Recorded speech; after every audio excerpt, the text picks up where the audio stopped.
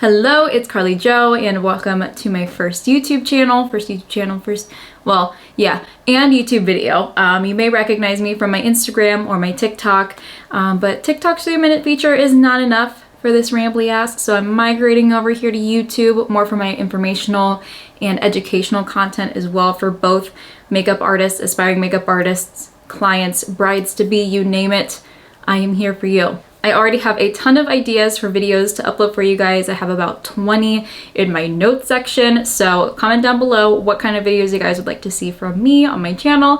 But I figured a good introductory video would be to talk about the wedding industry. That's something that I specialize in, is wedding makeup. So I want to talk about basically what advice I have for those who are aspiring makeup artists who want to be in the wedding industry, and some advice I would give, things that I wish I knew or did differently when I first started as a wedding makeup artist. And if you are a professional makeup artist, go ahead and comment down below what things you wish you knew when you first started. So let's get into it. So something that I grew up being taught by my dad, who was taught by his dad, was to pay yourself first. So when you get your paycheck, when you get paid from a wedding, save your money. And that just goes for anything regardless.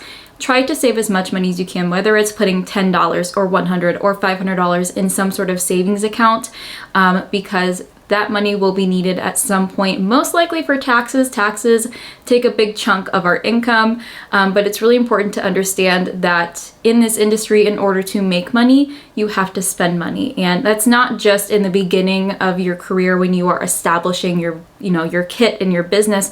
This is an ongoing thing within this job. You are constantly spending money in order to bring more in. And just know that every dollar you get from a client or from a job, it's not all going to go in your pocket. You have to put that towards your business, towards taxes, towards paying an attorney, paying an accountant, replenishing your kit, insurance, gas, your domain, any sort of CRM, booking websites, subscriptions, education, you name it.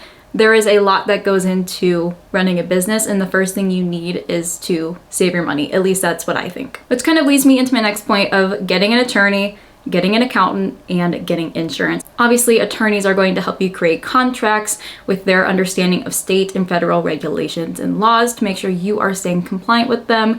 They will also be the ones to help you file an LLC or a DBA. And obviously, accountants are going to help you file your taxes. And when I tell you that if you are just starting out, they will help you figure out the best database for you to reconcile your purchases and keep track of your spendings and your profit. These two professionals are such a big asset in our industry because they help us run our business. Now, if you are able to do your own taxes, I applaud you, because the last thing I want to do is try to file my own taxes. I'm going to hire someone and pay them to do it for me because they do it for a living. Me, I'm not. I paint people's faces. And insurance is such a big thing. I always recommend people get insurance on them, on their business, on their kit, because you have car insurance, renters, homeowners, pet, life insurance. Why not have insurance on a kit that has probably thousands of dollars worth of makeup and equipment and tools? And when you're traveling with it, it'll help protect it if it's lost, damaged, or stolen. Maybe you were working at someone's house and you spilled foundation on their white carpet, though I never recommend ever doing makeup over a white carpet. Please don't do that.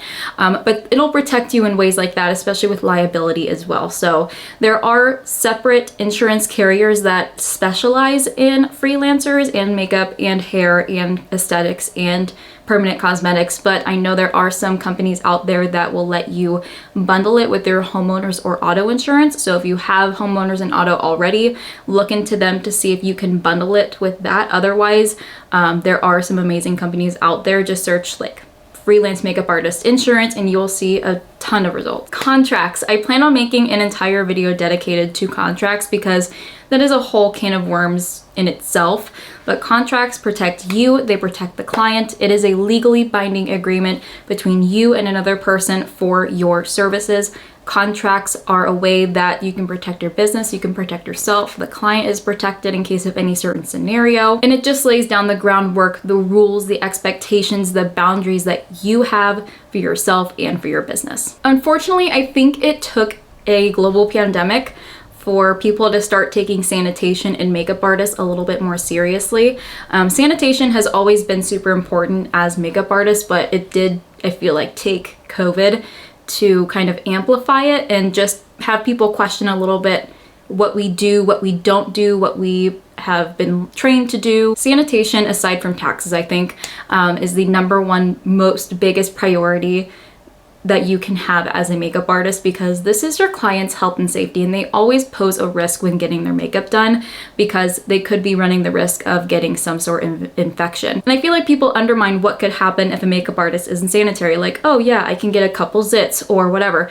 No, you can get herpes, you can get a staph infection. I've read an article where a woman went blind because her makeup artist was not sanitary. And that's not to scare anyone from being a makeup artist or from getting their makeup done. It's more so to just put emphasis on the fact that sanitation is extremely important as a makeup artist. Now, me personally, I'm okay with doing more than I need to when it comes to sanitation. I'd rather do that than not enough or nothing at all.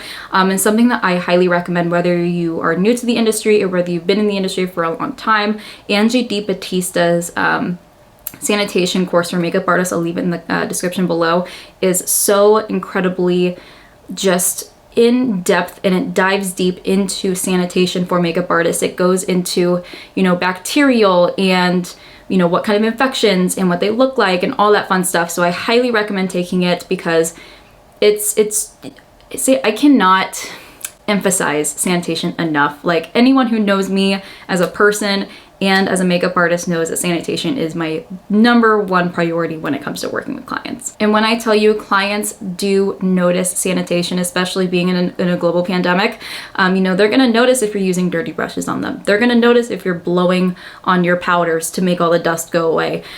So make sure that you are taking sanitation seriously. Again, I know I do a lot. I personally don't let any makeup touch the client at all. I don't use pencils in my kit because I just have a weird thing with that, and like the mouth, I don't know, I'm weird. So yeah, sanitation, big deal. I could go on and on and on. But yeah, now for some just general advice, more so like hard pills to swallow kind of thing.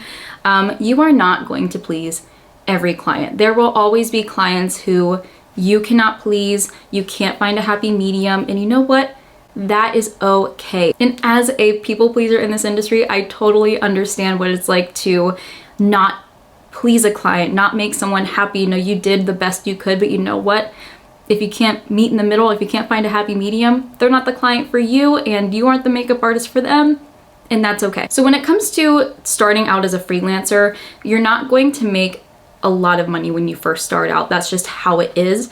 When freelancing, you have to build a clientele. You have to get your name out there in order to have some sort of steady clientele. And never be ashamed to have that part or full-time job as your freelance makeup artist, because I'm still working a 9-to-5. I've only been freelancing for 2 years, but I've been in the makeup industry for 7. I was doing, you know, reception work for salons I was working at for the first 5 years. In the last 2 years, I've been freelancing, but because freelancing does take time to, you know, get fully booked and to have a steady income, you have to have some sort of full or part-time job to make ends meet. So it's okay to still have a full or part-time job. It may take a few years for you to get to where you want to be, but trust me, you will get there. You just have to take these baby steps. I think the biggest piece of advice I have that doesn't include hiring someone or buying something is to continue practicing, but don't be afraid to make mistakes. You are going to make mistakes. That's just how it is,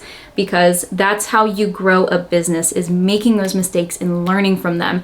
If you make a mistake, figure out how you can fix it, and then how you can prevent it in the future, what you can change in your system, in your process, and then take that and apply it to your business. Yeah, you are bound to make mistakes, and I'm telling you, every makeup artist, whether they've been in the industry for 1 year or 10 years or 30 years, they have made mistakes. Hell, they probably already made one today or yesterday, but you know what? That shows that they are applying themselves and they are pushing themselves to be better at their job, and they made a mistake. All right, let's see what I can do about it, and then let's learn and let's move on. But all in all, bottom line, this job is so incredibly rewarding, not because of the people I get to meet, you know, from vendors and clients to fellow makeup artists, but just seeing our clients' reaction to their vision come to life when we finally hand them the mirror. It's truly just like That's the best gratuity. Yeah, that's all I have for this video. Like I said before, if you are a professional makeup artist and you have some advice for those who want to be in the industry, go ahead and comment them down below. Thank you guys so much for sticking around, and I'll see you guys next time. Bye guys.